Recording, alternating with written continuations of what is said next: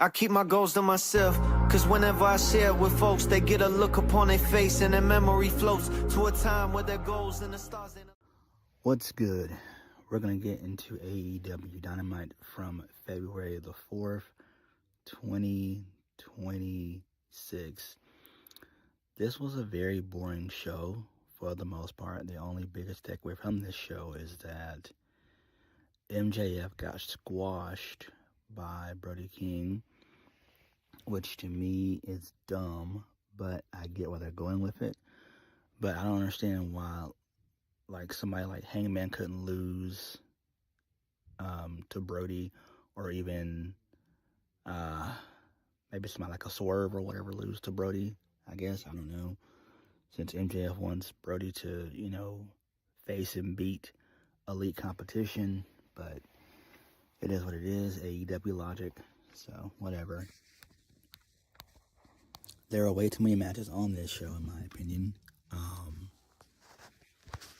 don't think we should have gotten a squash match. I don't think that should have happened at all. I think if they would have trimmed off like 10 minutes from that 6-man tag, from that trios match at the beginning of the show, and you just canceled the Jack Perry Ricochet match, I think you could have given maybe a good 15 to 18 minutes to, Swerve and Brody, if those two were going to face each other, hypothetically. Like, that's who Brody should have faced, right? Instead of just trying to beat their champion, right? He's your world champion. MJF is your world champion. And I don't like my world champions losing. It doesn't make any damn sense, but it is what it is. So we kick the show off with backstage promos by MJF, Brody King, and Don Callis, and Babes of Wrath and others. It was kind of like how it used to be at Collision back in the day when CM Punk was there. So that's cool, I guess. Moving on from that. This leads us into the first match of the night, the Death Riders versus the Don Callis family. The Don Callis family wins. Takeshita gets the win via the Raging Fire. Who cares about this? Again, this match should have been shorter. This felt like 25 minutes. This thing should have went on maybe about 10 minutes, I guess. And again, that's the problem with AEW. They want everything to be like a 20 to 25 minute match, and you can't do that. Save that shit for pay-per-view. When you're on television, you should work less. Your television matches really shouldn't be that long in length, except for like the main event, where you at best get maybe about 15 minutes to kind of tell a story. But again, this is AEW, where everything has to be 20 to 25 minutes. Everyone has to get their shit in. I hate that. I really do. Moving on from that, so we get a recap of what happened last week with Andrade getting one of the biggest wins in his AEW career thus far, and that is beating one Swerve Strickland. So Prince Nana says that their focus is where it's always at, and that's being at the top of all elite wrestling. Prince Nana says that losing one match doesn't mean they've lost the sight of that, and they're not going anywhere. So Swerve he's in the wings, just silent, like a statue, which is hilarious. I'm like, damn, okay. I mean, this is fine. Again, I don't understand why they didn't have Swerve in this position where him or Hangman could have lost to Brody King, right? When it comes to this little mini tournament, but again, it's not that important at the end of the day. I'm just harping on it because I don't understand why you have MJF lose in the way that he lost. It was dumb, right? You didn't need to you could have done an angle where, MJF may have attacked Brody or something like that or whatever, and where, or you could have done throughout the night where MJF is like, nah, I'm not really going to face Brody at all. Maybe he tries to find, certain guys to go up against Brody, I don't know. That's just me just thinking out loud with this shit. Moving on, we get a Will Ospreay update. So he's had successful neck surgery, which is fine. Gets a really good video package. So hopefully Will Ospreay can come back by, I'm hoping June or July, which all in should be, I think, July something. If not, definitely August, but it should be in July. Hopefully we can see Will Ospreay maybe return at Double or Nothing. I think that would be great. You could set up him and MJF starting there. Build, their feud for 2 months straight. Which makes perfect sense because Double or Nothing is a pretty big pay-per-view for AEW. It's like one of their big four. And so I think that's where they're going to go with all of this. Because we know that Swerve's going to be fed to MJF, standing with Hangman, standing with Kenny. They're all going to be fed to MJF along with Brody King, right? So MJF's going to beat those guys at some point. And I think Tony knows this. And I think they're just going to set up, Will Ospreay being the guy who dethrones MJF, right? So they're going to give MJF this somewhat dominant heel run as champ, which is fine. So that's cool there. And then Will Ospreay being back is, coming back should be really good. Again, if he shows up at Double or Nothing, that would be great. So we don't know when he'll come back or be back, but he should, be back by Double or Nothing. I can't remember when he had neck surgery, went under the knife. I can't remember when, but he should be back in due time. All right, moving on from that. So this leads us into Orange Cassidy and Thomas Tony Storm defeating Jordan Oasis and Brittany Brooks. I have no idea who those guys are. Probably just local talent or talent on Ring of Honor or Collision. I don't know. Doesn't matter. So Orange Cassidy and Tony Storm, they win. So both Thomas Tony Storm and Orange Cassidy, they get on the mic and they freak out about putting their hair on the line in an upcoming match at Grand Slam Australia, which is kind of weird and bizarre, but I don't fucking know. It's AEW. They do dumbass shit all the time, and this is dumb. This is very, very dumb. We know Orange Cassidy and Thomas Tony Storm are not going to be bald. I don't even know why they would even do a stipulation like that. It's just dumb. It's really dumb. That only works if it's like a singles match. Two guys have been feuding for a while and they want to end the feud. If it's like dealing with Lucha Libre, hair versus mask, that's always been a really good trope from time memorial. But AEW just does dumb shit. So, whatever. Moving on, Darby Allin gets abducted by the War Dogs. So, this all happened on Collision. So, I'm guessing Gabe Kidd is All Elite. Who really cares? Along with AEW's newest signing again, that being Clark Connors. So, there's that. Tony Khan has probably already signed, I think, 12 people within a month. 12 new people, right? He brought in 3/4 of the Rascals.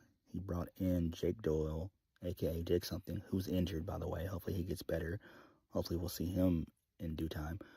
Who else did he bring in? He brought in Clark Connors. So, he keeps on bringing people in, and it makes no sense. It's like, what are you doing? Like, you're just hoarding talent, and it's so damn dumb. It's like, bro, please release a decent bit of that roster, at least a good 20 to 30 people that you could release and send them different places, right? because WWE's not going to be able to take everybody. They don't have room, and they're going to do releases themselves come April after Mania. So we all know that's going to happen. But I don't understand why he's hoarding all this talent and just giving these guys 6 figures just to not really do anything. But whatever. Do I think David Finlay will be in AEW? Probably not. I don't think that's going to happen. I think I'm pretty confident that he's probably going to go to WWE.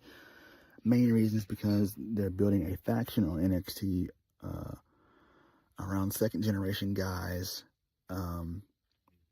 You know, Lexis King, Stax, Ariana Grace, and Brogan Finley, aka Uriah Connors. So I could see, you know, David Finlay being the leader of that faction, and I think that's why they're doing that. That's why Shawn Michaels is doing that. So we could just see him go there, and it makes sense because, you know, his pops is there, Fit Finlay. So, I mean, why wouldn't David Finlay join his brother and his pops there? It just makes the most sense. There's no point going to AEW, get lost in the shuffle. Who gives a damn about this dumbass Bullet Club shit? That stuff needs to go away. It's not been relevant in probably well over 12 years at this point. So whatever. Moving on, this leads us into Hangman Adam Page. He defeats Mark Davis. Whatever. I don't care about this shit. Hangman got into some trouble not too long ago involving Marty Scurll. I don't want to talk about it. Just look into it. All I can say is that Hangman is in the wrong for what he did. He shouldn't have been, you know, befriending a guy who did what he did. I'm not going to talk about what Marty Scurll did. If you know, you know. That's all I can say. Don't want to get into it. It's morally wrong and irreprehensible. It's just, it's sick. It's sick and disgusting. And Marty Scurll is a disgusting piece of shit. And that's all I'll say on that. Moving on, Kenny Omega is defeated by Andrade El Idolo, which is great. So this was a really solid match here. I like what they're doing with Andrade. They had 4 beautiful mamacitas in the front row. We all know they were plants. They were not actual fans, so they were plants. All of them look sexy AF. Andrade ended up doing the Angel Garza gimmick that Angel Garza's been doing for years, which is fine. You know, Andrade gets the win. So, Swerve came out towards the end of the match because Don Callis ended up bringing in a screwdriver. Swerve and Callis, they fight over the screwdriver. Swerve overpowers Don Callis. He takes the screwdriver away from Don Callis. Then Andrade low blows Omega, and he hits the DDT that he does for the 1, 2, 3. This is great. So Tony's giving Andrade a pretty decent push, but I think it all comes to an end come Grand Slam Australia in 2 weeks. So there is that. Moving on from that, the Babes of Wrath.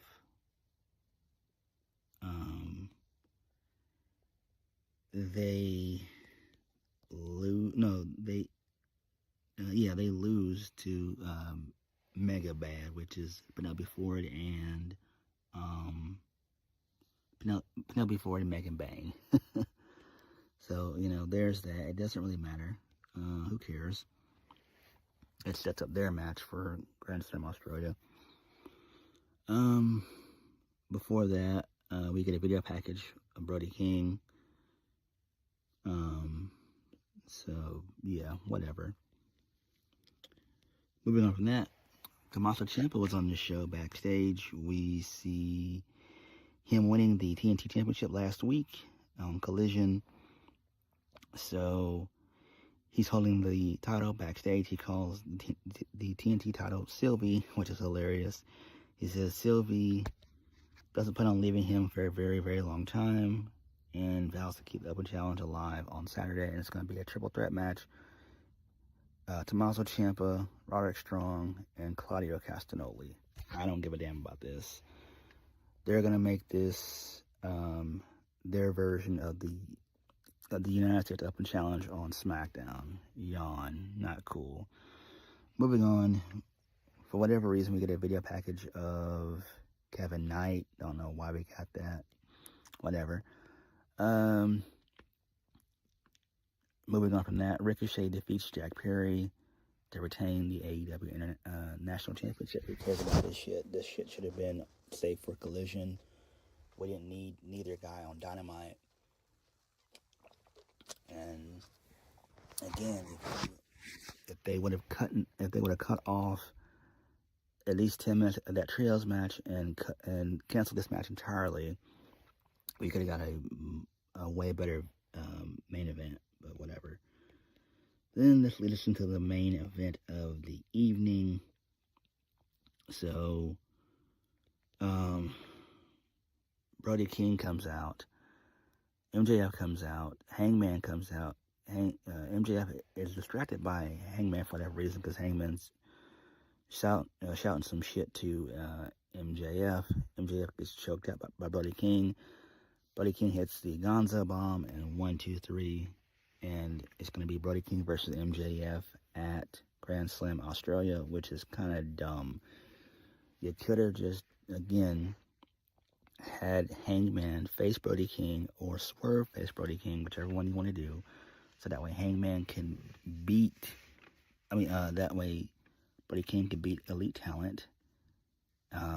Swerve would have been fine with a loss. Same thing with Hangman. Those guys are kind of bulletproof. But, it is what it is. It didn't happen that way. So, Andrade shows up. He beats up MJF. Then Hangman comes out. He beats up Andrade. MJF low blows Hangman. And then Brody King beats up Hangman? MJF. So, there is that. He hits the Gonzo bomb, and he stands tall with the AEW World Championship. Okay, whatever. Again, I don't care about this. MJF versus Brody King. I kind of wish we would get the match for Revolution, but we know where they're going to go with that. It's going to be MJF and Hangman. We all know that by default going in. And I don't want to see another Hangman and MJF match. I'm kind of tired of it, but that's what Tony Khan insists. So what Tony Khan wants, he gets. So it is what it is. But AEW Dynamite was boring as per usual. But what did you guys think? Like, comment, subscribe. Peace.